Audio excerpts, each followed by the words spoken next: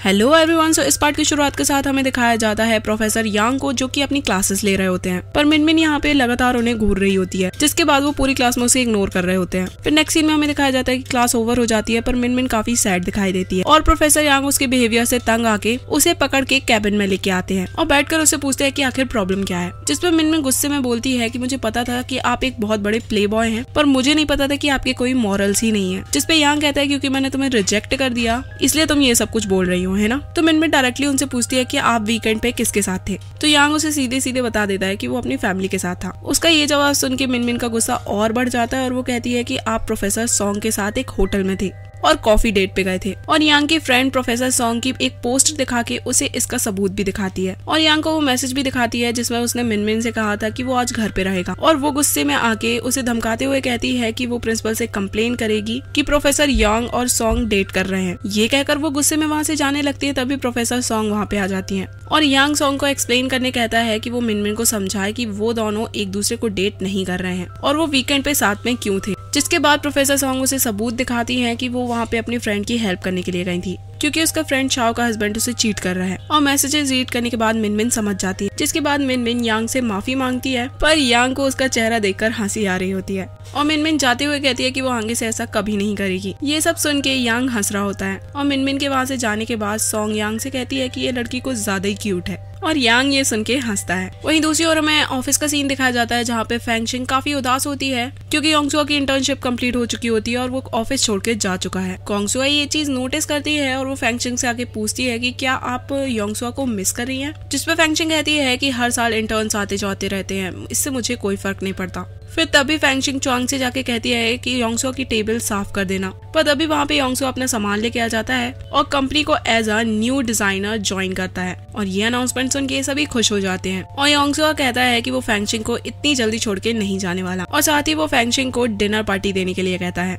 और फेंगशिंग भी उसे वहाँ देखकर खुश होती है। फिर नेक्स्ट सीन में हमें दिखाया जाता है कि योंगसुआ फेंगशिंग के साथ उसके कैबिन में होता है और फेंगशिंग उससे अपसेट होती है क्योंकि उसे लगता है कि उसे अब्रॉड पढ़ाई करने जाना चाहिए, पर योंगसुआ उसे बताता है कि वो नेक्स्ट ईयर की शुरुआत में चला जाएगा और जब तक के लिए उसने आजिया में कॉन्ट्रैक्ट साइन कर लिया है। पर फेंगशिंग उससे कहती है कि उसे आज की डिनर पार्टी में नहीं आना चाहिए क्योंकि आज की डिनर पार्टी वो नहीं बल्कि उसका बॉयफ्रेंड मिस्टर लूमिंग दे रहे हैं। ये सुन के भी योंगसुआ पे कोई फर्क नहीं पड़ता है और वो कहता है फेंगशिंग से कि उसे कोई प्रॉब्लम नहीं है अगर वो किसी को डेट कर रही है तो, क्योंकि उन्होंने पहले ही डिसाइड कर लिया था कि अब वो एज अ फ्रेंड्स रहेंगे। उसकी ये बातें सुन के फेंगशिंग शॉक्ड होती है, जिसपे योंगसुआ उससे पूछता है कि क्या तुम मेरी फ्रेंड नहीं बनना चाहती हो क्योंकि तुम अभी भी मुझे पसंद करती हो। जिसपे फेंगशिंग कहती है कि नहीं, ऐसी कोई बात नहीं है और यहाँ पे मिस्टर लूमिंग की तारीफ करने लगती है कि वो बहुत अच्छे हैं और वो उसे अच्छी तरीके से ट्रीट करते हैं और वो उन्हें बहुत पसंद करती है। और ये सब सुनकर योंगसुआ इरिटेट होकर कैबिन से बाहर चला जाता है। फिर हमें रात का सीन दिखाया जाता है जहाँ पे सारा स्टाफ मिस्टर लूमिंग के साथ डिनर करने के लिए जाता है और मिस्टर लूमिंग यहाँ पे योंगसुआ को देख के शॉक्ड होते हैं क्योंकि उन्हें लग रहा था कि योंगसुआ ने ऑलरेडी कंपनी से रिजाइन कर दिया होगा।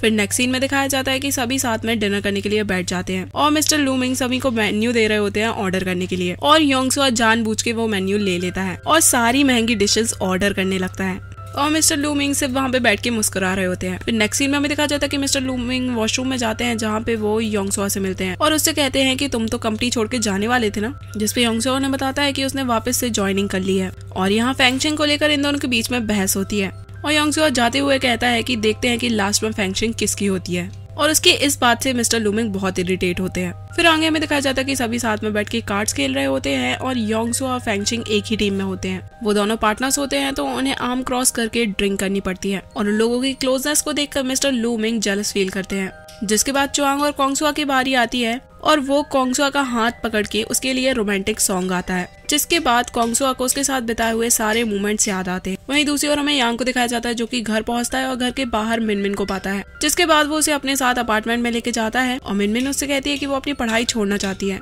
क्योंकि उसे यांग को डेट करना और अगर वो उसकी स्टूडेंट बनी रहेगी तो वो उसे डेट नहीं करेगा। जिसपे यांग उसे डांटता है कि उसे ये सब फालतू बातों पे ध्यान नहीं देना चाहिए और स्टडीज पे फोकस करना चाहिए। ये सब सुनने के बाद मिनमिन रोने लगती है क्योंकि यांग उसका लव एक्सेप्ट नहीं कर रहा होता है और मिनमिन को यहाँ पे लग रहा होता है कि उसे गॉड पनिशमेंट दे रहे हैं और इसी वजह से उसका लव कोई भी एक्सेप्ट नहीं करता है। उसे रोता देखकर यांग घबरा जाता है और उसे कहता है कि मैंने ऐसा नहीं कहा कि मैं तुम्हें पसंद नहीं करता। और यहाँ पे यांग उसे समझाता है कि टीचर और स्टूडेंट के बीच में रिलेशनशिप होना गलत है, पर मिनमिन नहीं मान रही होती है और लगातार रोई जा रही होती है, जिसके बाद यांग उसका लव एक्सेप्ट कर लेता है। लेकिन मिनमिन से स्ट्रिक्टली कहता है कि उन्हें अपना रिलेशनशिप सीक्रेट रखना होगा, एटलीस्ट जब तक मिनमिन ग्रेजुएट नहीं हो जाती तब तक। और उसे सोचने के लिए टाइम देके वहाँ से जाने लगता है, पर तभी उसे पीछे से मिनमिन हक कर लेती है और उसे कहती है कि वो उसे डेट करना चाहती है और वो ये रिलेशनशिप सीक्रेट भी रख लेगी। और यहाँ पे वो यांग को देखकर बहुत खुश होती है क्योंकि फाइनली उसका पहला बॉयफ्रेंड बन गया है। इसके बाद मिनमिन रात के लिए वहीं रुक जाती है और सुबह उठकर जब वो बाहर जा रही होती है तभी वो फैंगशिंग के मॉम डैड के अपार्टमेंट से मिस्टर लूमिंग को निकलता हुआ दिखती है और वो दोनों ही एक दूसरे को वहाँ पे देखकर शॉक्ड होते हैं। और तभी यांग बाहर आके उन दोनों को देख लेता है और उनसे पूछता है कि क्या आप एक दूसरे को जानते हो। तो मिनमिन वहाँ से भागने की कोशिश करती है पर मिस्टर लूमिंग उसे पकड़ लेते हैं, जिसके बाद वो फैंगशिंग को आंट कह के उसे हेल्प मांगने लगती है। और ये सुनकर यांग और फैंगशिंग सभी शॉक्ड होते हैं और जिसके बाद सभी साथ में बैठकर ब्रेकफास्ट करते हैं। और यहाँ पे यांग को फाइनली समझ में आता है कि जिसे वो अभी डेट कर रहा है वो फैंगशिंग के बॉयफ्रेंड यानी कि मिस्टर लूमिंग की नाइसी है। और ड्राइविंग करते समय वो मिनमिन को लेक्चर देता है कि आखिर वो भूल कैसे गया कि वो उसके अंकल भी हैं और फ्यूचर के बारे में सोच के काफी एम्बैरेस फील करता है कि आखिर वो एक दूसरे की फैमिली को फेस कैसे करेंगे। फिर हमें नेक्स्ट डे ऑफिस का सीन दिखाया जाता है जहाँ पर क्वांगसुआ को पता चलता है कि क्विंकिन ने ऑफिस से रिजाइन कर दिया है और वो वहाँ से हमेशा के लिए जा रही है। जिसके बाद क्वांगसुआ उससे मिलती है और उसे पूछती है कि आखिर वो ऐसा क्यों कर रही है और फिर चुआंग का क्या होगा, जिसपे क्विंकिन उसे बताती है कि चुआंग ने अपनी तरफ से कोशिश की पर उसे मुझसे प्यार नहीं हुआ और ये बात मैं जानती हूँ कि वो सिर्फ और सिर्फ तुम्हें पसंद करता है। और क्वांगसुआ उसकी बातें सुनने के बाद एक्सेप्ट कर लेती है कि वो भी चुआंग को पसंद करती है, पर उसका सोचना ये होता है कि अच्छे से जिंदगी जीने के लिए सिर्फ प्यार की जरूरत बस नहीं पड़ती है। वहीं दूसरी ओर हमें देखा जाता है कि प्रोफेसर सॉन्ग और फैंगशिंग साथ में मिलकर अपनी फ्रेंड शाओ के यहाँ जाती है और उससे जाके मिलती है। यहाँ पे सॉन्ग को शाओ के लिए काफी बुरा लग रहा होता है क्योंकि उसका हस्बैंड उसे चीट कर रहा है, पर वो उसे कुछ भी नहीं बता सकती थी क्योंकि शाओ अभी प्रेग्नेंट होती है। फिर सीन चेंज होता है और हमें नेक्स्ट डे का सीन दिखाया जाता है जहाँ पे मिस्टर लूमिंग के फ्रेंड स्टीव आजिया की डॉटर का बर्थडे होता है